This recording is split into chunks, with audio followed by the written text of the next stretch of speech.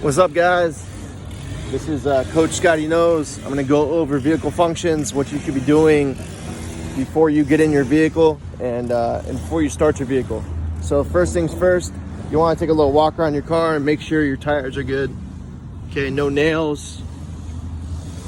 All right, tires are looking good, and you want to make sure they're actually they have air. Sorry for the guy mowing the lawn. That's just the way it is. So once you enter your vehicle, the first thing you do when you enter your vehicle is you're going to want to lock your doors. So that's there. The next thing you do, all right, before you start your car is you want to go ahead and adjust your seat. All right. And you want to go ahead and adjust your rear view. Okay. Before you adjust your actual side mirrors, you might have to start your car because it's all electric. Okay. So once you've done that, you can hit the left one to adjust your left one, and you should be able to see a little bit behind your vehicle. So the back end of your vehicle, and then about 2 feet to the left. And the same thing with that one. Okay. And that's located here with the joystick. All right. Your window buttons are on the left-hand side, door panel. Okay. After that, you want to look at your dash. You want to make sure no lights pop on. You can check your gas at that time. My gas is just over half full. If you're not sure about what side of the car your gas cap's on, the little icon will be a little arrow, and this one's on the left-hand side. Okay. This is a good time too to check your miles on your vehicle as well. After you've done all that, before you put your seatbelt on, okay, like I said, make sure your wheel is good. So there's a latch underneath. You can move it to you. You can move it back. You want to latch it back up. Okay. Then, since it's Florida, you can go ahead and start your car. But I started to do your mirrors. Okay. Once you've done this, you want to look at your center here. These are your emergency lights. So those are your flashers. Okay. That's if you're in some trouble. You got to stop on the side of the road. You want to make sure you alert people. The Dodge Durangos have eco-friendly mode, so you want to put, if this is A off, that means your car's not going to turn off, meaning it's not going to save gas. So if you hit eco off, okay, it's not going to save gas. So you need to make sure that those are all not illuminated, and then your eco will stay on. Okay, your AC button, if it's not illuminated, it's not on. And then your circulation button, which you want to make sure it's on, is circulating. Okay. Let's say, for instance, you get in your car and there's some dew on the window. That's what these buttons are for. Okay. This is the rear and the front. That's going to get rid of a lot of the dew. We don't have to deal with snow, so that's a good thing. Okay. Cruise control. It's located right here. This is if you're going to get on the interstate and stay at a certain miles per hour. You want to go ahead and hit this button, and then that'll keep you at the speed you're at. You need to gauge it with the gas pedal.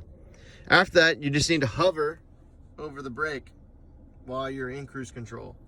And you can actually speed up with the set button, which is plus is go up, and then set down to go down. And that will gauge your speed up and down. To cancel it, it's obviously the CANC. All right. As far as rear view mirrors and stuff, okay, if you put on, all right, the power button here, okay, a lot of people don't know what that's for. If someone has their brights on, that'll tilt the actual brights out of your eyes. Okay. So sometimes you can turn that on if someone's got your brights on behind you, can't see anything. Okay. The major thing to realize here, guys, is that once you've gotten your car, you lock your doors, you adjust your seat mirrors, you put on your seatbelt, and then once you've done all that, make sure you have your proper hand position, which is 10 and 2 when you're driving, or 9 and 3. So on the wheel, 10 and 2, 9 and 3. I can't show you with two hands because I'm holding my phone. That's how you drive. You drive with two hands at all times. Okay. Now, you can go ahead and put your seatbelt on. So when you put your seatbelt on, it goes across your chest. This is pretty simple, but this is not the proper way. You do not put it underneath your arm.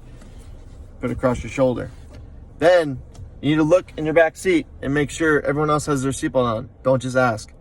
If you ask, they're going to go, yeah, I got it on. And then you start driving, they don't have it on. Okay, so make sure everyone has their seatbelts on. All right. At this time and point, you can put your car in reverse. And if you're, straight in. Once you do that, okay, you're going to see some lines. Red, yellow, green. Red means you're too close. Yellow, getting closer. And green means you have enough space. This is your center line. Okay. a cool little tool is if you take the wheel left, it shows your tires. And then if you take it right, it shows you where to go. So it shows you where it actually projected to go. Okay, and it's pretty dead on. As far as you have your park, you have your reverse, you have your neutral, and you have your drive. And then you have manual plus and negative. You don't need to use that, but that's if you want to go into manual mode. You don't usually have to do that unless you're going up a hill. You need a little bit more torque in the car, okay? As far as adjusting your air, it's pretty simple. It's the negative down, and then the red's obviously getting hotter, okay? And you want to make sure that they're all open, or if you're driving alone, you can close off the ones on the right-hand side. But basically, this car is it's a pretty safe vehicle as long as you do the safety measures getting in, and you know all the functions as far as on your dashboard, what you should be doing, okay? Other than that, that's the pretty basic stuff. And then from there, you know, that's that. So hope you guys have a good day. Oh, before I go, the e-brake is located right here on the left-hand side, and you want to push it down to engage it. To disengage, you push it again, okay? Your lights, before I forget, auto, this is off. That's your parking, that's your regular headlights. I want to always leave it on auto, because that way if it's raining, the lights will go on.